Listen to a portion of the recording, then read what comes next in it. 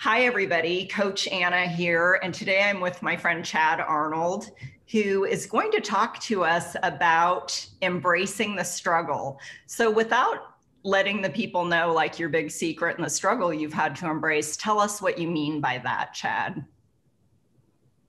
Just it's about, going toward the difficulty, going toward the pain, finding answers in that, not turning away from it, but really just embracing that process and learning about yourself along the way. So, you used to avoid pain at all costs. What did that look like for you?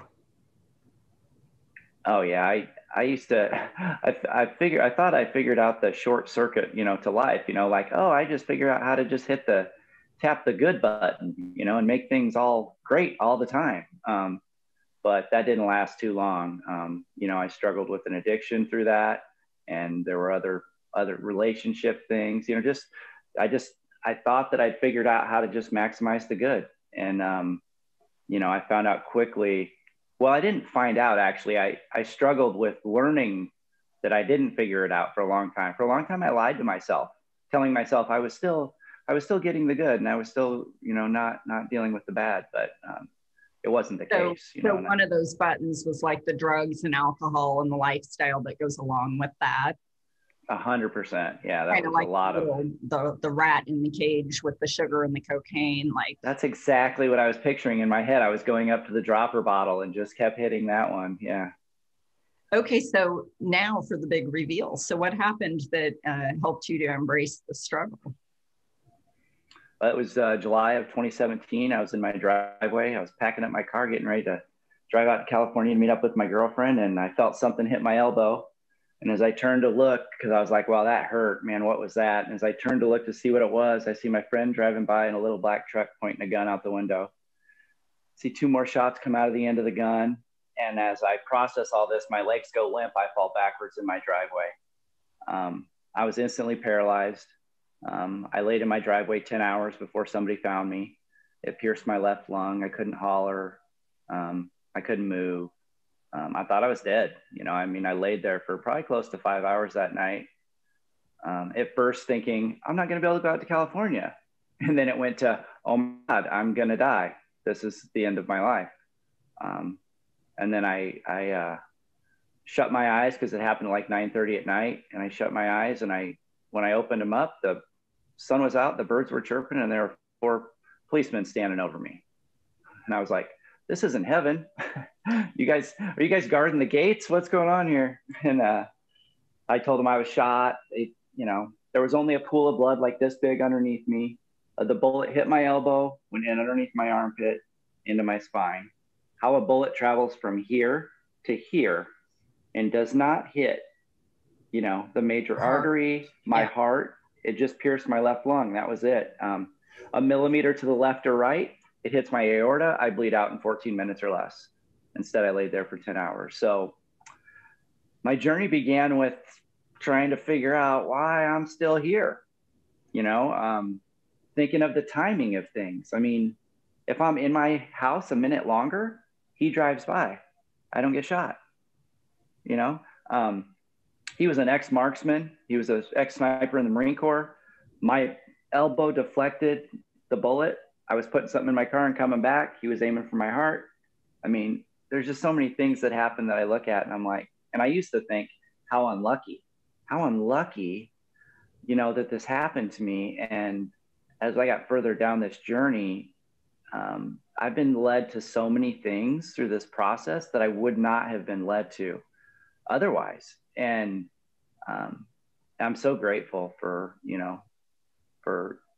I fought it. I'm not gonna sit here and say, oh, I got shot and everything turned great. No, there was a lot of struggle for the first, year and a half. I fought it a lot. And then finally I began to turn toward it and embrace it and figure out, what is this teaching me? What is this telling me? What can I learn from this? And that's just opened up to a whole world of possibilities. So what was the first major change Obviously, I mean, the shock of being shot by a friend, that had to be huge. Was he Mm-hmm. angry? Did he lose his marbles? What happened there? He lost his marbles, but I mean, I wasn't making good life choices at the time. It involved drugs, but yeah, he kind of went off the deep end, and we'd had an argument, and I mean, I never feared for my life around him before. I knew he carried a gun with him, but just never ever thought that it would be something that was turned toward me. So yeah, the friendship. I mean, your question, what's going on here with the friendship? But I did embrace it right away. Like, I was in the hospital 7 days, and I went to rehab out in Rapid City, South Dakota, and I did just kind of come out swinging. Like, okay, let's make the best of, like, that's what I did, and I did that for probably about 2.5 months. And then I got sick, and all the strength that I'd built up, I lost in the matter of like 3 days. And then I really went downhill. In Right. my head, probably went through the worst depression of my life at that point. I'm guessing it was kind of the natural stages of at first, we go through those grief stages. So a little bit of denial, like, okay, I've got to just be on and do this. It's almost like when someone you love dies and you have to get the funeral going, you have to do this and that. And like a month later, you're like, what just happened? And so Yeah. the sickness slowed you down enough to be like, oh my God. Or maybe did you feel like, how did you feel? Did you feel like all the work you had done, what was it for? What kinds of feelings did you have? Well, at first it was kind of like, hey, I met this head on. I took this thing that, all right, you gave me, whatever it is, and I met it head on. And then this, and then I started to think for the first time of, why am I still alive? Really, because that night on the driveway, I embraced my fate. I mean, I said, when I shut my eyes, I'm like, all right, this is the end. I'm accepting this. I'm done. When I shut my eyes, I thought it was the end. I never thought I'd open them again. So then I thought, all right, I accepted my fate, and then I'm still alive for this. I'm still alive for all this pain. I'm still alive I can't move my body. I can't do anything by myself. I'm dependent on other people. Like, this is a miserable existence, and those were the thoughts that were coming in. Plus, my friend shot me. It was like a month before that, my son was living with me, and he chose to go live back with his mom. And then the girlfriend that I was going to see in California, she was not in the picture anymore. So all these people that I cared about also were leaving me. So I'm questioning, am I worthy of love? Am I worthy of, all this, stuff? And I can't move. And I think my reaction to trying to meet it head on was also a big part of trying to show other people that I'm okay. Like, stay by my side. I'm okay. I can't show other people, don't let them see you sweat sort of philosophy. Like, I did not want people to see me So it was struggle or exactly, or like a see false anything. bravado. 100%. Wow. Yeah, I didn't, because I picked up on that right away. I've always been kind of intuitive, and I could pick up on people would feel uncomfortable around me just because I was in a chair anyway. And so it was like, show that you got it together, don't complain. Don't make this any more uncomfortable for these people. Otherwise they might leave. So almost a codependency rather than being concerned with your own self. Very much so. Yeah. So what happened then when you got sick? What changed? Did you come to rely on God more? Did you, when did you find a 12-step program? What's the rest of the story with all of that? Well, I wasn't to the 12-step program yet, but so it's an unrelenting, if you've ever been through a thick depression, it's in your head all the time. I mean, like, it's there. It's like a dark cloud. You go to bed with it, you wake up with it, it's running in the background all the time. And that's what was happening. And so I woke up in my mom's basement one morning. I was probably about 3 weeks into the just worst depression ever. And I woke up in the bedroom, and it was early in the morning. And I just remember, like, I was waiting for the thoughts. Like, I was just like, where are you? You know, I'm waiting for you to begin defeating me and telling me how worthless I am and how much my life sucks and everything. And this thought came, and it was like, what if you decide to have a good day today? And I was like, what? And it was like, what if you decide to kick today's ass instead of letting today kick your ass? And I was like, huh? And then it went to gratitude. It went to, I was so grateful for my mom and my sister, for them being there, for them supporting me, for them, you know, everything they were doing for me and their love for me. And so I wrote right then and there, I wrote 2 gratitude letters to my mom and my sister. And I asked my mom that day, I said, Mom, can we go get one of those big desk calendars? I said, I want to go get a big desk calendar because I need a visual in front of me on my wall.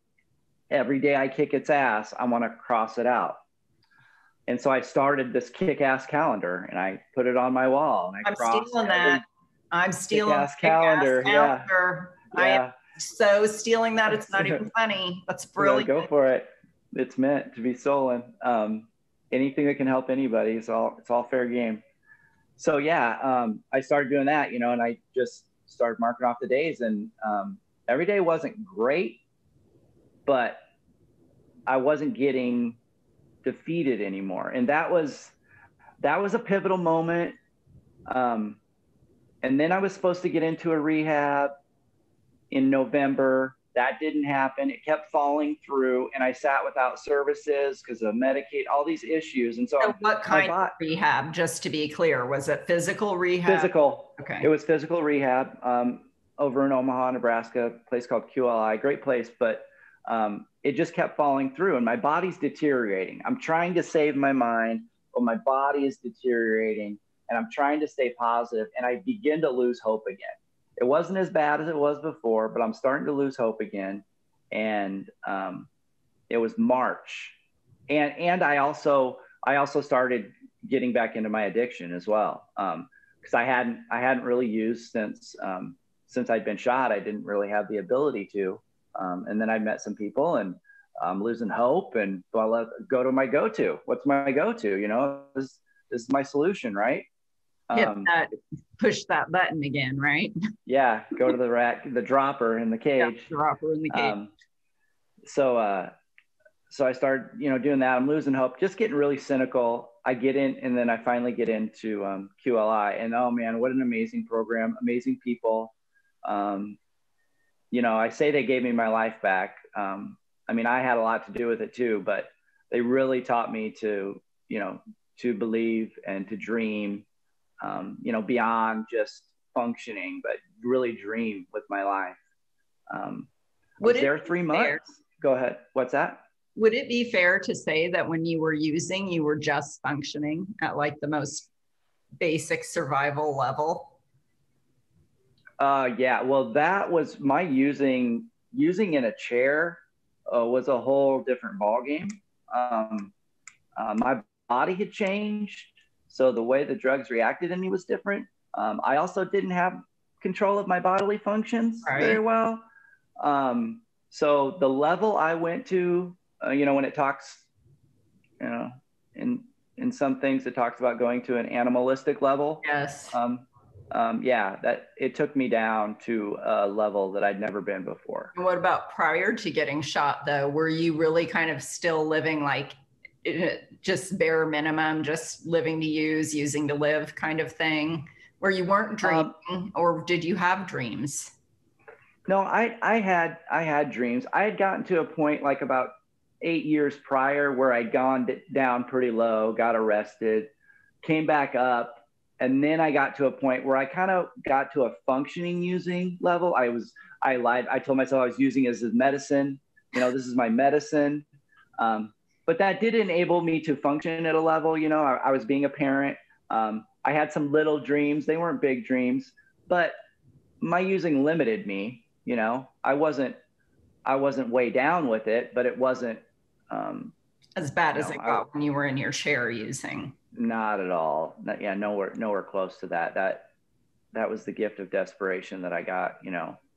It's amazing Um, how we'll try it again, even after getting shot and you tried it again, oh yeah. and it just proves the insanity of addiction, right? And addiction isn't our fault. It's our brain's reward center has been hijacked and rewired. It's not a moral thing. Like you weren't thinking, you know, it's a, I don't know how to explain it to a non-addict, but anyway, go ahead with your story. So Yeah.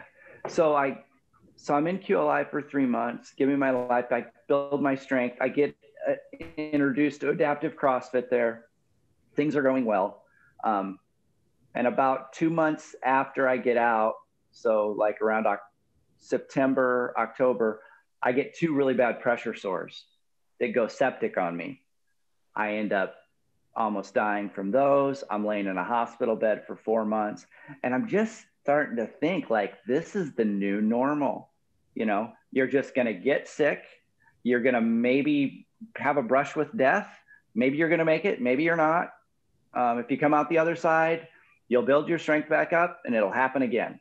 And I'm just starting to feel like I'm just on this roller coaster ride, but I'm laying in the bed for 4 months and I'm thinking, I've never really fully turned toward things. I've never fully turned toward the struggle. I've never fully said on every level, I'm going to try to live a life that I only imagine.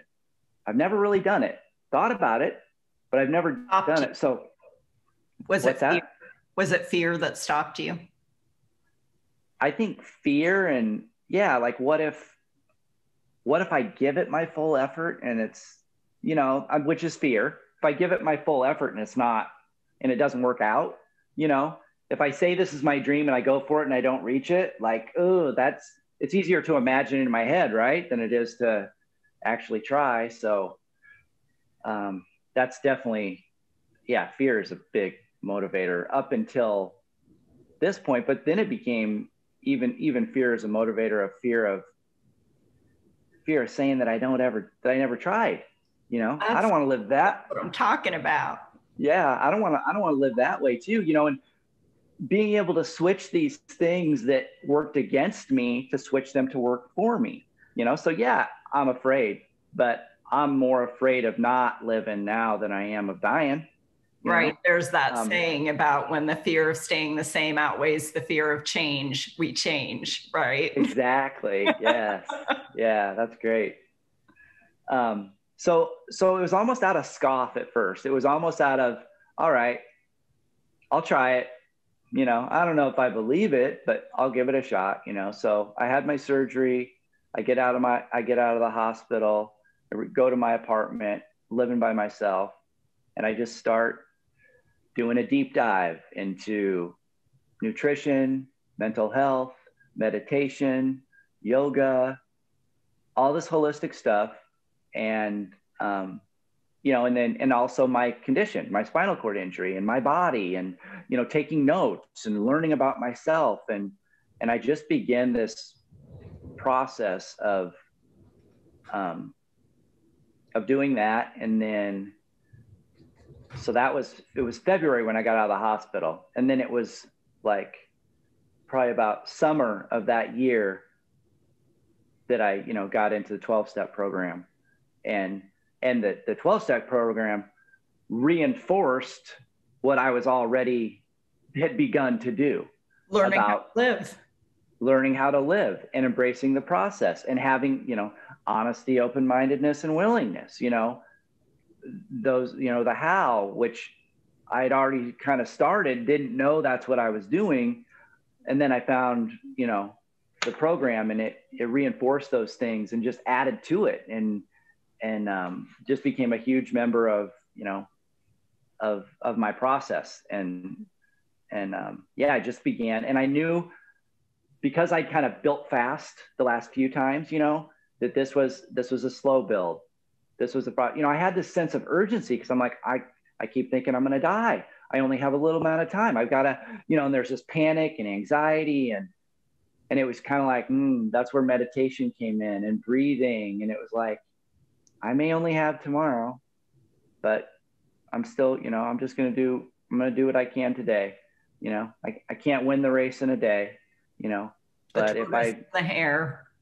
yeah, but if I make every decision, slow and steady wins the race. That's my motto, but if I make every decision I can make today to set myself up for tomorrow, and if I just keep doing that and just keep doing that, and Right. eventually And I it is start. about a series of very small decisions, isn't it? And I That's really all it is. like one thing I've learned through the process and embracing my own struggle is making a decision not to decide is the worst decision you can make. And just letting life happen to you instead of happening to life and living with some intentionality. And that's what you're really talking about, isn't it? Like you brought some intention to your day, like, what do I want this minute to look like right now? I don't want to feel sorry for myself. I don't want to shit in my own nest, to borrow from my friend Nell N. Let's not do that, and let's be grateful, and let's cross off those days. Mm-hmm. Well, and it was, I had to really break it down because I have a lot of pain. I have a lot of physical pain that I deal with. And I had a lot of stuff that I had to do that I didn't have to do before.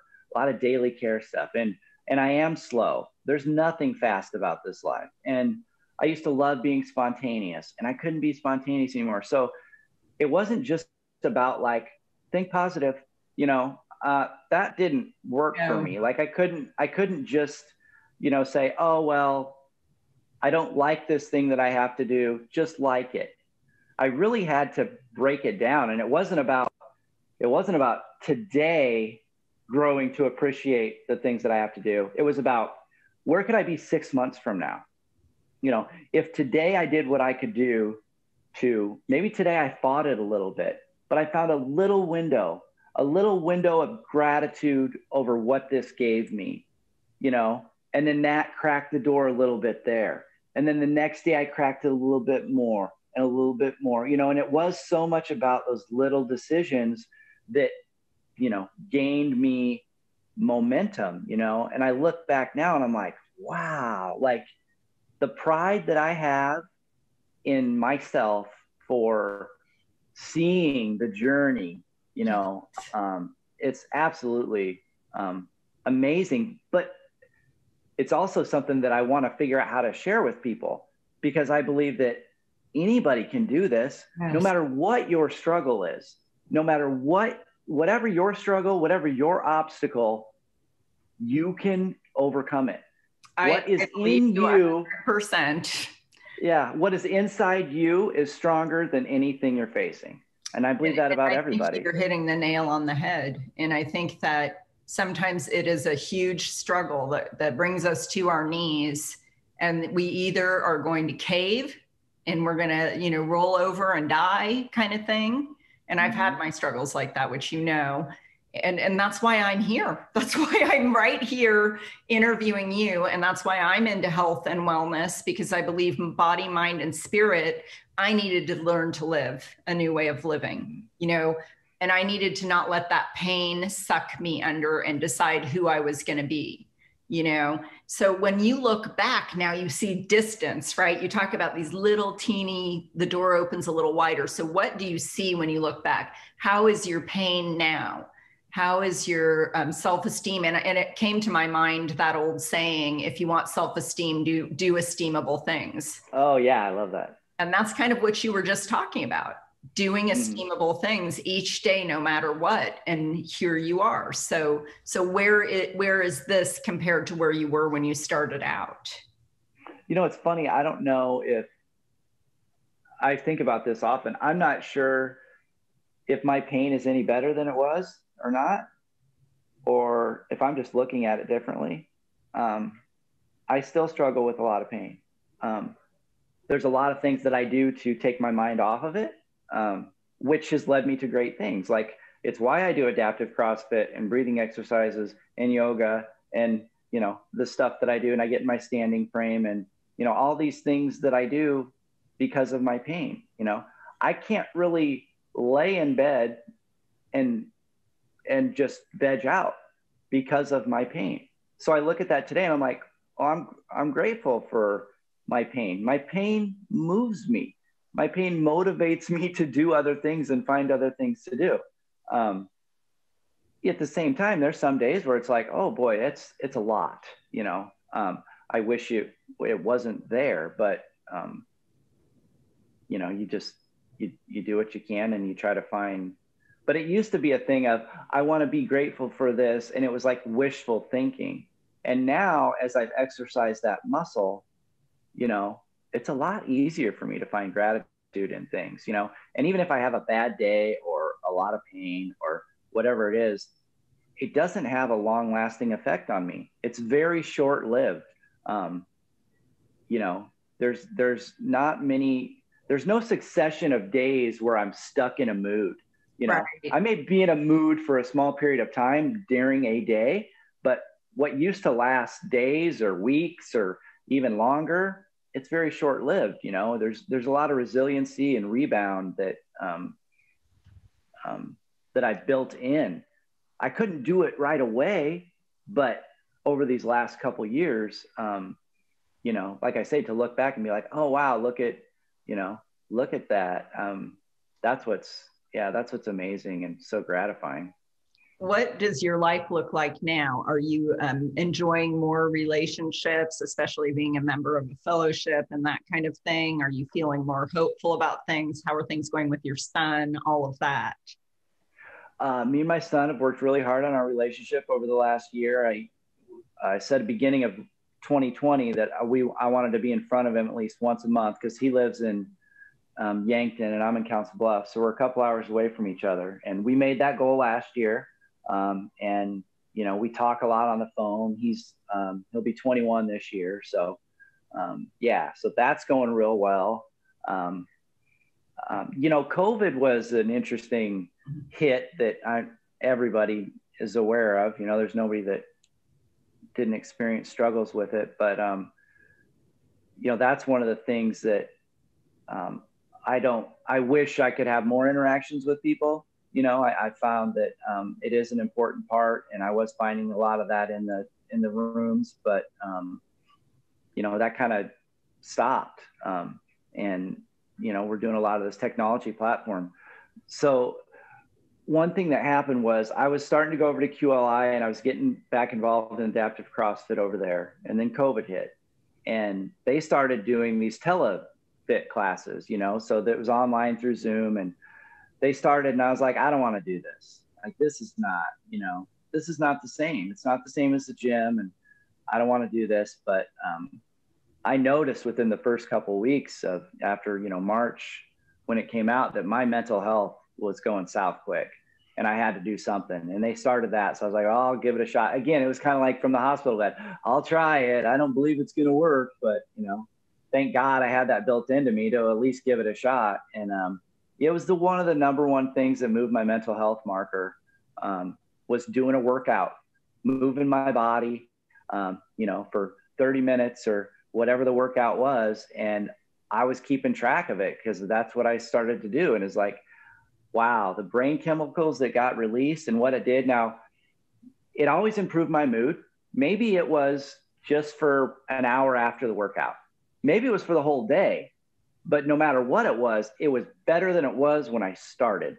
And I noticed that, and I'm like, I want that, you know, I want that. So that's a big part of my routine, is doing movement every day, doing a workout. I do at least six days a week. I'm doing some sort of a workout. And then I do, you know, I'm on a schedule where I'm getting up pretty early. I'm meditating, I'm doing a workout. I do food prep, you know, because the food that I eat, it takes a little bit of prep work. I'm trying to eat, you know, live food and food that's good for me. And I got to cut that stuff up and prepare it and everything. Then I try to make sure that I'm connecting with people. I can't necessarily see them in person, but making sure that, you know, I schedule phone calls with people and make sure I make those connections, because it's important. We're social creatures, you know, and even as much, like, I could call myself an introvert and I can get pretty comfortable in isolation, but it gets really dangerous for me, and that can be really tricky territory. And I won't know that it's dangerous until I'm already in the danger zone. Yeah. So yeah, so it's something that I have to make sure I'm maintaining connections with people, people in the program, people outside of the program. I'm working on developing some mentor relationships with some people, you know, and What yeah, kind of really mentors? the Are first one I've started with, mentoring? I'm not mentoring yet, but there's a couple people that I've said, hey, I like you, how you live, what you do. Would you be willing to talk with me every once in a while? And we could, you know, start, you know, collaborating or just picking ideas out, you know? And so that's exciting. And that's fun. But yeah, my social network is branching out. When I discharged from the hospital, I came home to my apartment. It was just me. My mom and my sister live in this town. And, you know, I talked to them, but that was about it. That was all I had. And, you know, now I look around and I think like because of my addiction and because of the relationships that I had before, the thing that I found is I kind of had to step back and take a break from what I was doing. Otherwise, I was going to keep attracting the same type of people and the same type of relationships. So this was a good reset for me. And I built a good foundation for me. And then now that I've entered back out, it's funny because the people that I am attracted to now or that are attracted to me are like-minded people. Yeah. We're talking about meditation and health and the things that I'm passionate about. That's the majority of the relationships that I have with people today. Whereas those were the relationships I wanted to have before, but that's not the people that were around me, you know? And it's like that thing I realized that in order to have a friend, you have to be a friend, you know? What I love is that you said you actually reach out and ask people, would you be willing to mentor me? Would you be willing to, you know, I have some mentors that I flipping love. And of course, sponsorship is really important to me. And my sponsor, she always says, don't let anyone dim your light. That's one of my favorite things that she says, you know.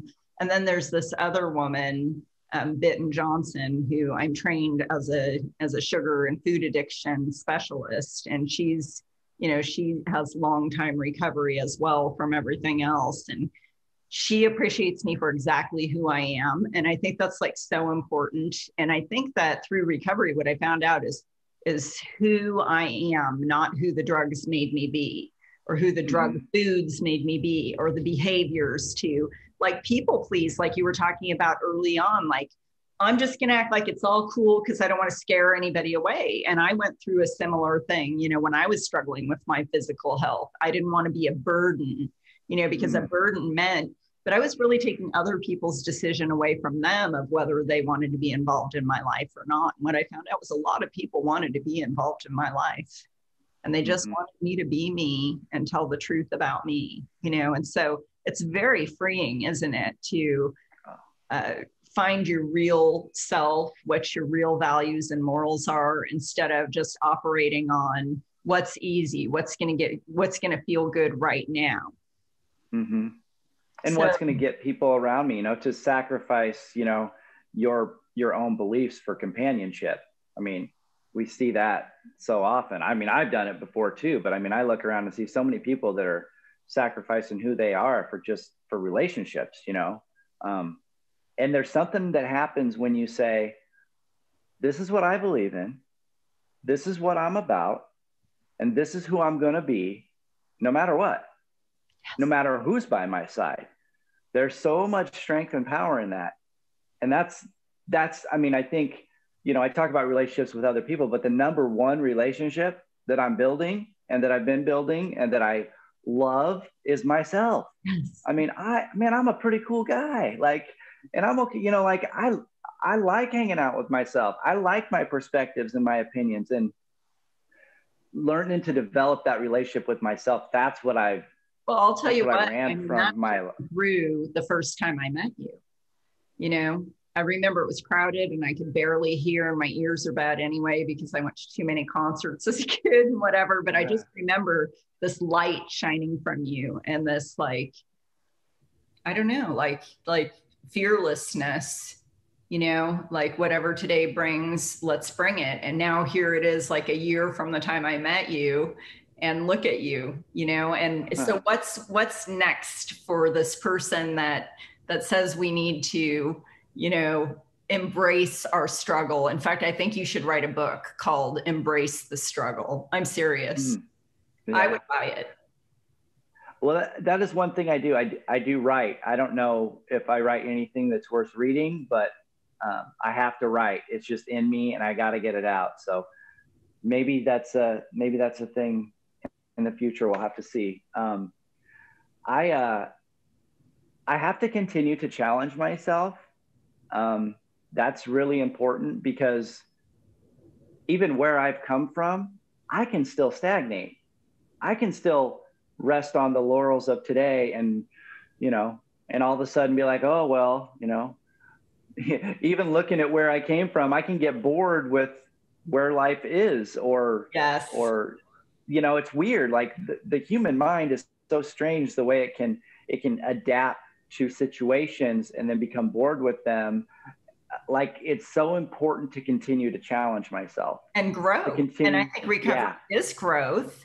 And you're talking about like that whole thing where you're like a frog in a tepid pot of water, and you're like, oh, it's comfortable here.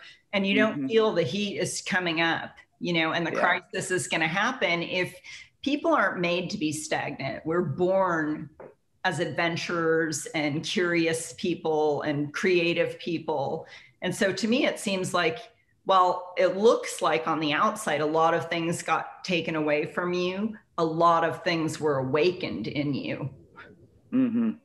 Well, and to not, like you said, to wait for the crisis to come to me. Instead of that, I go towards uncomfortable situations, like asking people to be mentors, having uncomfortable conversations with people, you know, having race conversations with people right now. It's really important, you know, to embrace those things and say, hey, this is uncomfortable, but you know what, this is what we need to be doing right now. And I think if you bring that stuff towards you, then you minimize the other crises that, you know, if you're bringing it towards you and saying, I'd rather pick or choose the things that come toward me, as opposed to the ones that, you know, hit me sideways, which the things that matter to you, it sounds like.